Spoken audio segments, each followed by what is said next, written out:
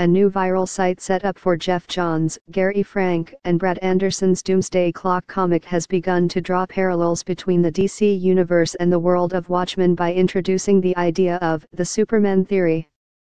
The story, which takes place a year in DC's future, pits DC superheroes against their twisted mirror images from Watchmen, but the story has been described as being a high-concept battle of hope, as embodied by Superman, and cynicism, Dr. Manhattan. That cynicism is beginning to rear its head on the Bulletin, a viral site that reveals the backmatter from tomorrow's Doomsday Clock number 2.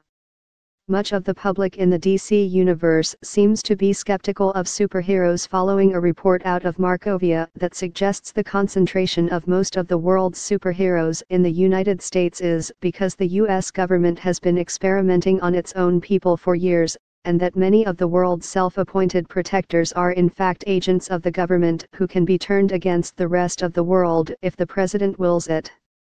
The notion that superheroics are all a cover to keep the true agenda of the metahuman population obscured from view would, if true, be a game-changing revelation, but what seems more likely is that it is either all an elaborate hoax, perhaps with Lex Luthor, who seems to be riding a tide of anti-metahuman sentiment based on the articles linked to in the Bulletin, or at best a tweak to DC's history by Dr. Manhattan.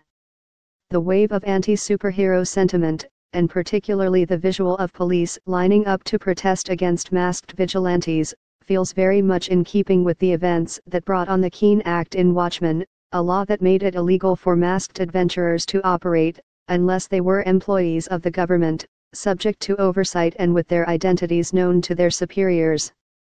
It seems unlikely that DC would introduce such a status quo into its comics, since it would be remarkably similar to what Marvel did following the events of Civil War nearly a decade ago, and it would fly in the face of much of what DC's Rebirth initiative is all about.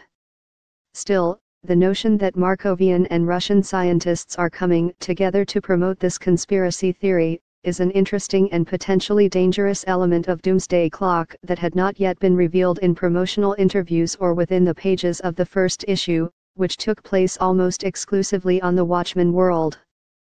The theory seems to have turned some people against Batman, likely because one of the examples they use, Rex Mason, aka Metamorpho, has a long history of working alongside the Dark Knight with the Outsiders.